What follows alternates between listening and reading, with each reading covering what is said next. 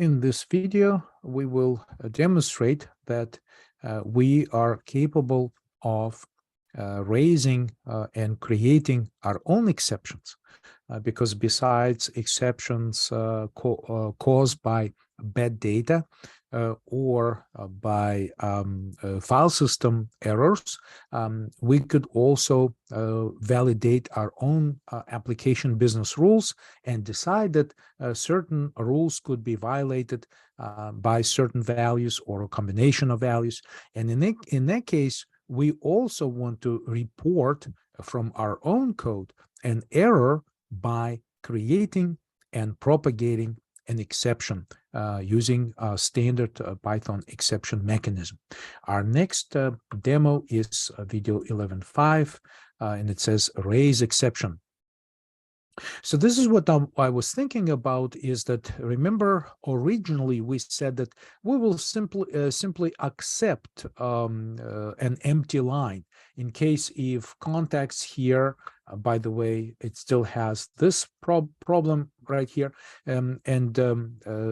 Before, we were deciding that an empty line will be simply accepted as empty value and silently will be loaded into a list of values.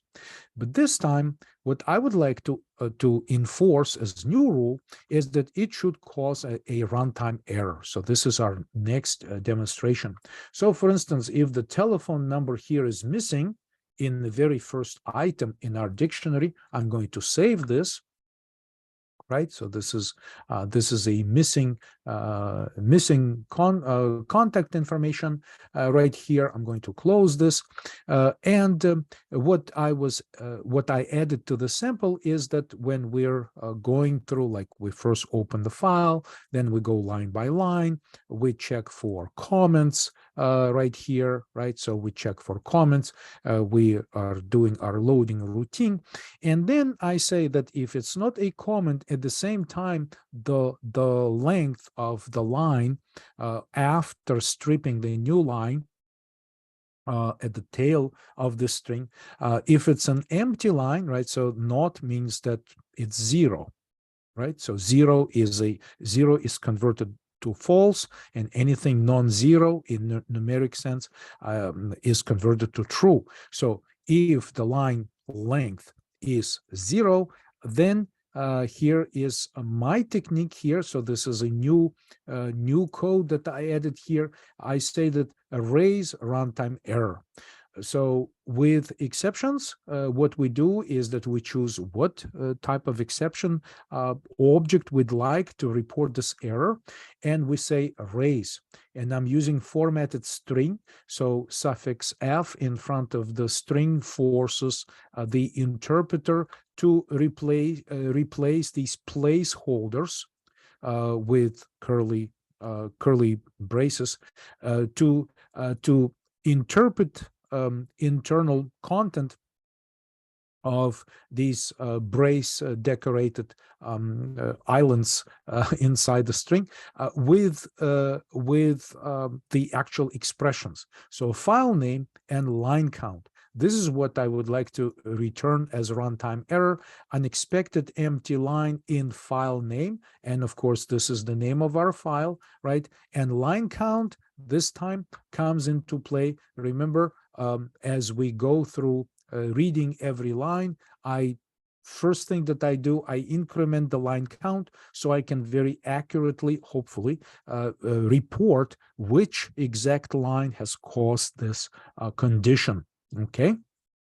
And so my choosing is to raise a runtime error if we encounter an empty line. So the next thing is, of course, we could just use multiple except blocks to handle these errors differently, but I just keep adding to the same list. I am not really doing much variety here. I still just print the type of exception, print the arguments, and display the traceback. Okay, so anyway, let's run this program. So this this is video 11.5 sample. So we're going to run this. Okay, and I think it's a little messy here, so I'm just going to clear screen first. Let's just run it. We do get our information, but let me just clear screen. Okay, I run it again. All right, so so this time, the report that we're getting from our program, and of course, this all starts here as we catch the exception. We print that this time it was a runtime error, right? So it just came from this place in our program because we decided to reject empty lines. Exception arguments, that's exactly what I was trying to put as an argument when we created our exception. So we have unexpected empty line in context text, and line is number 5. So very well, I mean, I can just go here, right? And I can press Control G to go to line number 5. And that's exactly the line which I intentionally changed to an empty line. So here I'm using Visual Studio as my editor, but if on Windows, if you use Notepad, you can do the same thing. You can press Control G and you can go to line number 5. You can see that line number 5 is this empty line. All right, so it works in both situations in Visual Studio and in Notepad if you're using Notepad or any other source editor app. Okay, so this is the demonstration of how we can. So the idea is that we want to be able to report our own exceptions. The next level of exception handling, which is outside of the scope of this series of presentations, is creation of your own exception object. It's possible to derive, but first we need to study the foundation of the definition of classes in Python, and then we can define our own exceptions, which we can then populate with extra data attributes.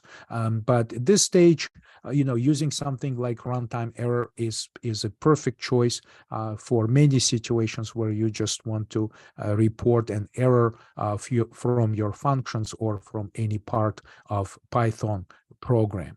So this is the demonstration where we decided to add our own exception to the workflow of this program.